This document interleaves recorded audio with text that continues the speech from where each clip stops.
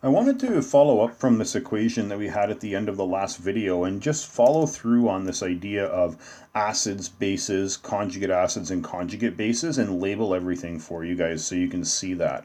We're also going to try and take a look at what's happening to the proton here and follow that proton. So the first thing we're going to look at is this hydrosulfuric acid formula right here and this water. So we determined H2S right here to be the acid. So let's label this as the acid right now. That is our acid. And we determined water to be the base. Now on the other side of the equation, on our product side of the equation, we have the hydrogen sulfide ion right here. And we have our hydronium ion, right, which is right there. Now, because the HS negative, the hydrogen sulfide ion, came from hydrosulfuric acid, and this is our acid, we are now going to be labeling this our conjugate base.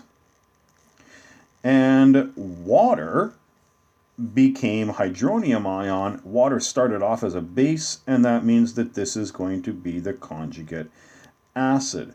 And now what we'll do is we'll follow that proton. Based on the definition of an acid is a proton donor.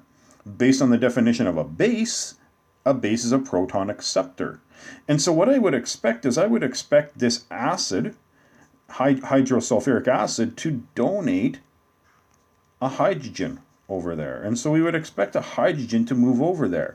Now, if we go over to the other side of the equation, that is exactly what we see happen.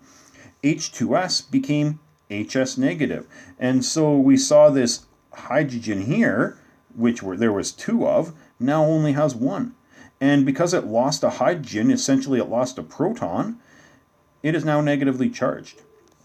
Our base, which is H2O, now accepted a proton and became H3O positive, and it is now, because it gained a proton, positive. And so that is the breakdown of how these definitions work with acids, bases, conjugate acids, and conjugate bases. I would challenge every single one of you on every single question to really break that down for yourself. It would make it a lot easier for you in the future to be able to just look at these and very quickly determine. You should be able to use the data booklet in almost every single one of these questions, and there's no reason to not use it. So always have this data booklet in front of you, page 12, and make sure that you always identify acids, bases, conjugate acids, and conjugate bases. In the next video, we'll do a couple more examples.